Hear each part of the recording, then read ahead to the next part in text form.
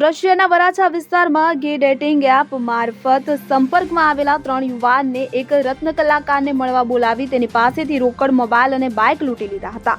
આરોપીઓએ ચપ્પુની અણીએ યુવાનના ખાતામાંથી 5,000 પણ ટ્રાન્સફર કરાવી લીધા। આ ગંભીર ગુના અંગે વરાછા પોલીસે તાત્કાલિક કાર્યવાહી કરીને 2 આરોપી હર્ષિત સાંખટ અને દીપેન રાઠોડની ધરપકડ કરી છે, જ્યારે અન્ય એક યુવકની શોધખોળ હાથ ધરી છે। મળતી માહિતી પ્રમાણે શહેરના કતાર ગામમાં રહેતા 29 વર્ષીય રત્ન કલાકાર ગે એપ મારફત અજાણ્યાઓના સંપર્કમાં આવ્યો હતો। ગઈ તારીખ 18 ઓગસ્ટ 2025ની રાત્રે આશરે 8:30 થી 9:30 વચ્ચે આરોપીઓએ તેને વરાછા મારુતિ ચોક પાસે આવેલા ગોપાલ શૂઝ પાસે બોલાવ્યો। તે ત્યાં પહોંચ્યો ત્યારે આરોપીઓ તેને ચપ્પુથી ડરાવી એક મકાનના 4થા માળે લઈ ગયા।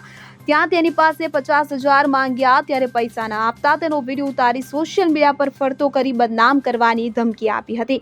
તેને માર માર્યો હતો। ગભરાયેલા યુવક પાસેથી આરોપીઓએ તેના જ મોબાઈલનો ઉપયોગ કરી ગૂગલ પે મારફત ₹5,000 ટ્રાન્સફર કર્યા। બાદમાં તેનો ₹8,000નો મોબાઈલ અને ₹80,000ની કિંમતની હોન્ડા કંપનીની બાઇક છીનવી લીધી હતી।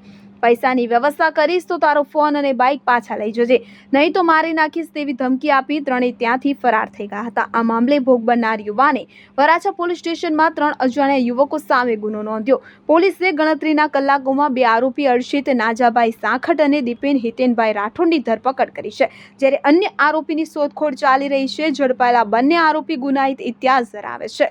દીપેન સામે હત્યાનો ગુનો પણ નોંધાયેલો છે। નરેશ સિમરણ સાથે સીન 24 ન્યૂઝ સુરત। હવે જુઓ દેશ દુનિયાની તમામ ખબરો તમારી આંગળીના ટેરવે।